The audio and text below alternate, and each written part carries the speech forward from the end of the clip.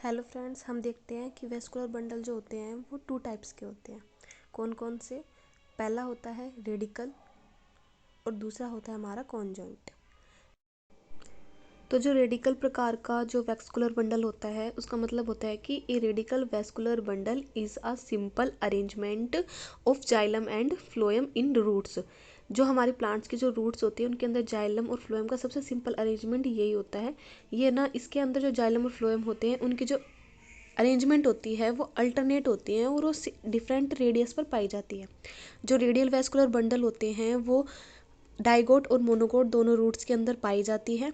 इसके बाद में जो डाइगोट रूट्स होती है ना उनके अंदर 2 से 6 वेस्कुलर बंडल पाए जाते हैं, लेकिन जो मोनोकोट रूट होती है ना उनके अंदर बहुत सारे वेस्कुलर बंडल पाए जाते हैं।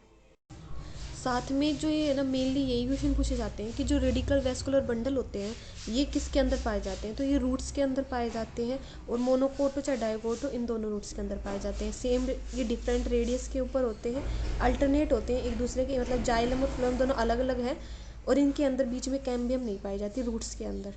इसके डायग्राम से आप देख सकते हैं, इसमें जाइलम और फ्लोएम दोनों अलग अलग हैं, बीच में पिथ पाया जा रहा है।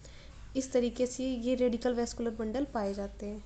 साथ में हम एक चीज़ और देखते हैं कि जो रेडिकल वेस्कुलर बंडल होते हैं ये एक्सार्च टाइप के होते हैं। एक्सार्च टाइप का मतलब ये होता है कि इसमें पेरिसाइकल प्रोटोजाइलम जो होता है वो पहले बनता है और मेटाजाइलम बाद में बनता है। जाइलम का जब विभेदन होता है ना तो पहले प्रोटोजाइलम बनता है, देन मेटाजाइलम बनता है अंदर की ओर, यानी बाहर से अंदर की ओर। अब दूसरा प्रकार देखते हैं conjoint vascular bundle. Conjoint vascular bundle is a bundle of xylem and phloem that are arranged together in the same radius। इसमें जो जाइलम और फ्लोएम होते हैं वो सेम रेडियस के अंदर पाए जाते हैं और ये दोनों आपस में जुड़े हुए रहते हैं। किसके द्वारा? कैम्बियम के द्वारा। They are found in dicot stem and gymnosperm के अंदर। ये डाइगोट स्टेम के अंदर पाए जाते हैं इस प्रकार के अरेंजमेंट। अगर आप देखना चाहें तो आप इसको डायग्राम से बहुत ईजिली देख सकते हैं। देखिए इस डायग्राम में जो ये रेड कलर का है ये है जाइलम और ब्लू कलर का है ये है फ्लोएम। इनके बीच में पाई जा रही है कैम्बियम। ठीक है, तो ये दोनों इस कैम्बियम के कारण इसके अंदर सेकेंडरी ग्रोथ पाई जाती है, इसी के कारण तना मोटा होता है।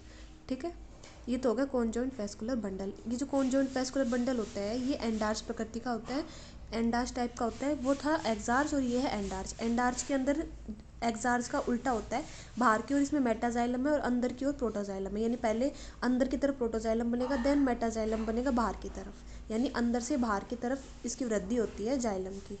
ठीक है गाइज, यही था vascular bundle. Thank you and subscribe my channel.